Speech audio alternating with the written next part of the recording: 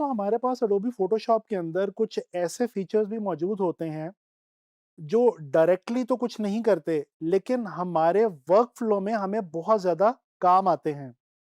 ऐसा ही एक फीचर मैं आप लोगों को इस लेसन में बताने जा रहा हूँ। इस फीचर का नाम है अलाइनमेंट। दोस्तों अलाइनमेंट का मतलब होता है किसी भी चीज़ को प्लेस करना, यानी कि किसी भी चीज़ की कोई प्लेसमेंट। फर्ज कर लीजिए कि आप कोई एक ऐसा विजुअल क्रिएट कर रहे हैं या कोई ऐसी पीएसटी पे काम कर रहे हैं जिसमें आपके पास मल्टीपल शेप्स मौजूद हैं और आप उनको किसी खास तरीके से एक दूसरे के साथ प्लेस करना चाहते हैं, अलाइन करना चाहते हैं। तो आप कहाँ जाएंगे? दोस्तों आप फोटोशॉप के अंदर अलाइनमेंट का सहारा लेंगे इस काम के लिए। तो चलें चलते हैं फोटोशॉप की तरफ और मैं आपको समझाता हूं कि आपने लेयर्स को फोटोशॉप में अलाइन किस तरह से करना है। दोस्तों आप देख सकते हैं कि ये आपके सामने मैंने यहाँ पे एक पीएसटी जो है वो क्रिएट करके रखी हुई है।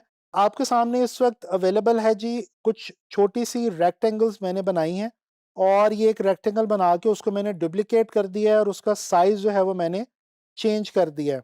अच्छा दोस्तों अब देखते हैं कि अलाइनमेंट हमारे पास फोटोशॉप में कहाँ पे मौजूद है और इसको हम किस तरह से इस्तेमाल कर सकते हैं अपने काम के लिए।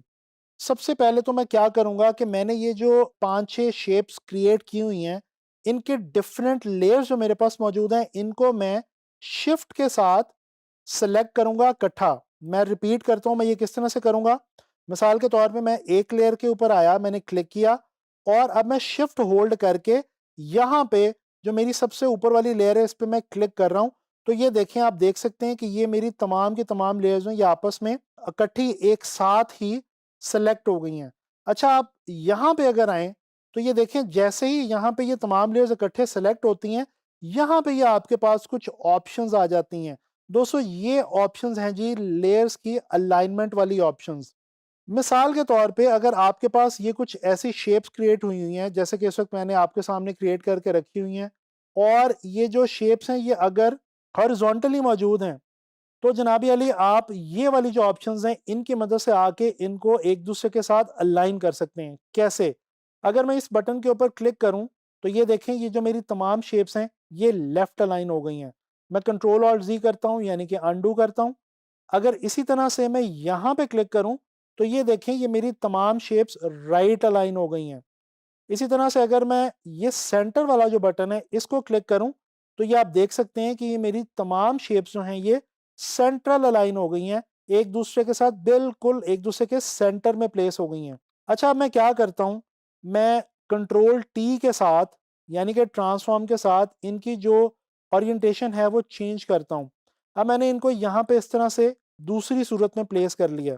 अच्छा जी, दोस्तों एक बात यहाँ पे मैं आपको बताता चलूं जो बहुत इंपॉर्टेंट है अलाइनमेंट के लिए, वो ये कि आप किसी भी लेयर्स को अलाइन करना चाहते हैं, कॉम्बिनेशन ऑफ लेयर्स को या चाहे एक लेयर को, अलाइनमेंट आपके सामने सिर्फ तब आएगी, उस सूरत में आएगी कि आप यहाँ पे अपने मूव टूल के अंदर मौजूद हों। जैसे ही आप मूव टूल पे आएंगे यहाँ पे आपके पास अलाइनमेंट की ऑप्शन खुद ब खुद ही आ जाएगी। तो चलें अब ये देखते हैं जी कि हमने वर्टिकली किसी भी चीज़ को, किसी भी ऑब्जेक्ट को किस तरह से अलाइन करना होता है।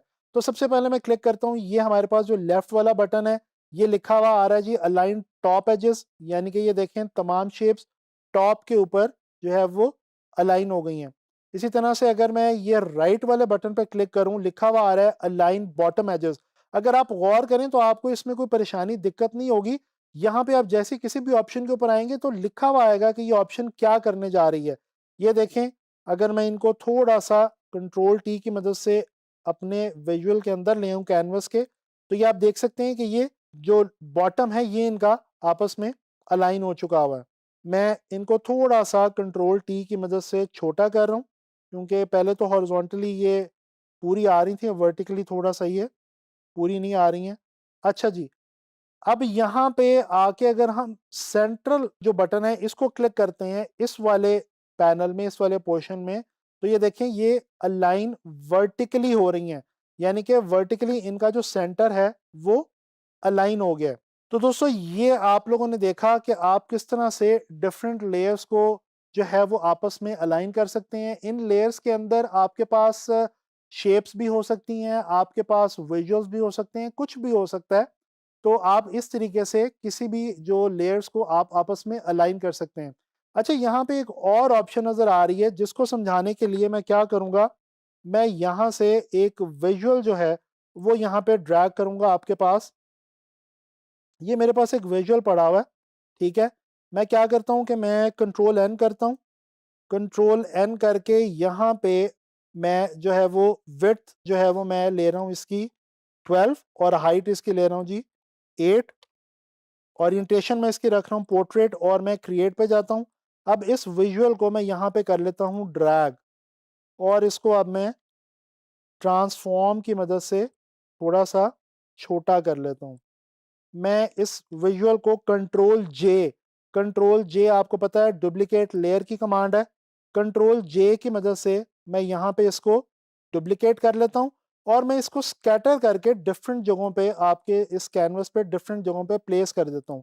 अब हम करेंगे क्या, मैं बिल्कुल उसी तरह से जिस तरह से शेप्स की लेयर पे मैंने किया था, ये पहले हमारे पास यहाँ पे वेक्टर वाली लेयर्स थी, अब हमारे पास यहाँ पे विजुअल वाली लेयर हैं, यानी कि पिक्चर वाली लेयर हैं। अब मैं इसी तरह से जिस तरह से मैंने पहले किया था यहाँ पे आके सिलेक्ट करता हूँ, शिफ्ट के साथ इन तीनों लेयर्स को जो है वो मैं चूज़ करता हूँ। अब मैं यहाँ पे आके दोस्तों वर्टिकली और हॉरिजॉन्टली इनको मैं सेंट्रलाइज़ करता हूँ। ये जो आपके पास डिस्ट्रीब्यूशन के ऑप्शन मौजूद है, ये दोस्तों वो ऑप्शन है जिसकी मदद से आप स्पेसिंग जो है उसको आप चेक कर सकते हैं।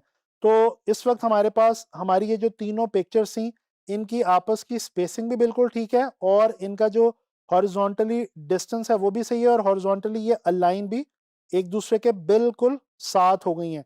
इसी तरह से अगर मैं यहाँ पे आके क्लिक करूँ, तो आप देख सकते हैं कि ये गायब हो गई हैं, गायब नहीं हुई बेसिकली। ये क्या हुआ है कि ये एक दूसरे के साथ वर्टिकली अलाइन हो गई हैं, इसलिए आपको एकदम जो है वो गायब होती हुई दिखाई दी थी।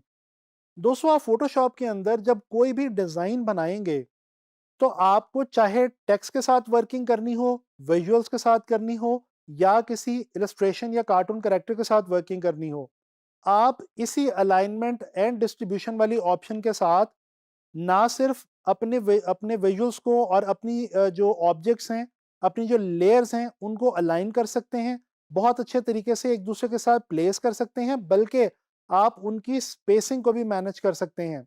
तो मैं उम्मीद करता हूँ कि आप लोगों को अलाइनमेंट की समझ में आ गई होगी और अब आपके लिए लेयर्स को अलाइन करना कोई ज़्यादा बड़ा मसला नहीं रहेगा।